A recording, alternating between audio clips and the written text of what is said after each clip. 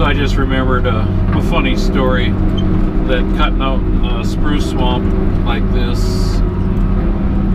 that happened to me 15 years ago. So I was thinking about how I've been stuck twice in a swamp like this in my life that I can remember. It's probably been more than that. Oh, I shouldn't say twice in the Timbco. I did get a rubber tired buncher buried that Dean came out with a skidder to help me, and we were both buried before we knew it.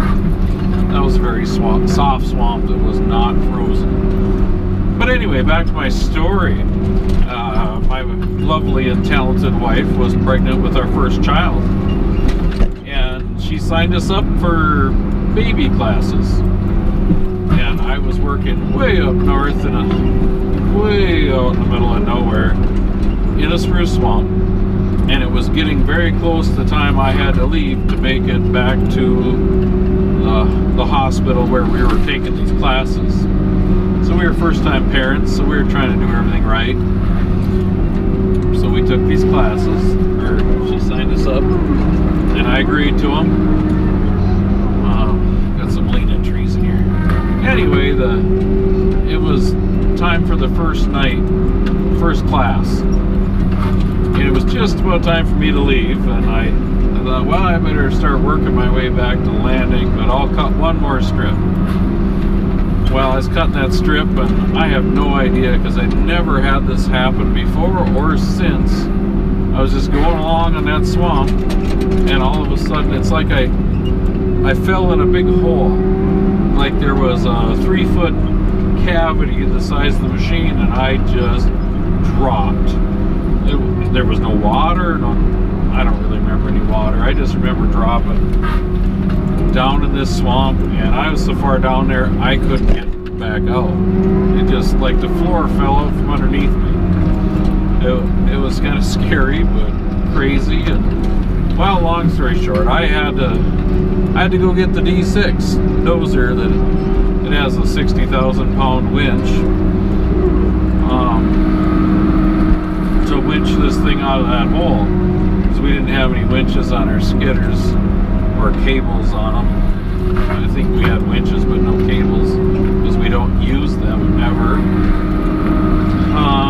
So I called Carrie. I can't believe I had phone service up there, and I told her that I was going to be late, so she was going to have to go to class without me.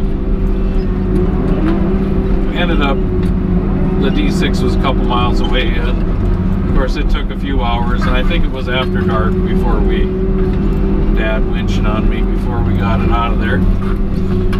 So I missed the very first baby class, so I thought I was the worst dad on the planet.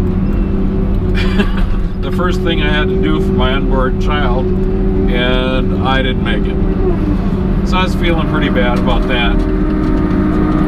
So the next week, I made it. I made it to the class, and the people putting the class on were trying to get everybody kind of introduced to each other.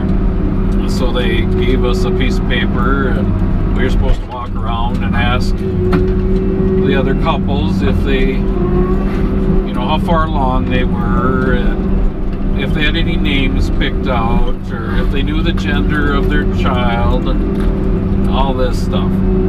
So I thought, well, it's not really my cup of tea, but I suppose I better get involved, because I want to be a good dad. So I walk up to the first girl I see, and I asked her if she had a name picked out for her child.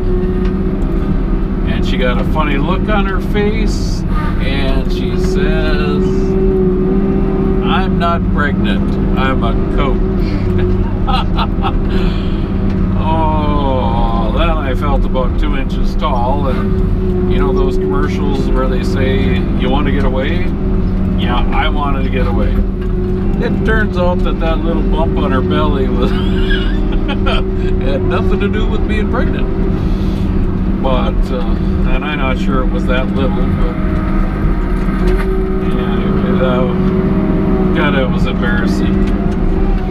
But that's one of my memories of getting stuck in a spruce swamp and missing my baby class and embarrassing myself pretty good there. But it all turned out. Anyway, hope you enjoyed that story. Oh, I see a white pine right there.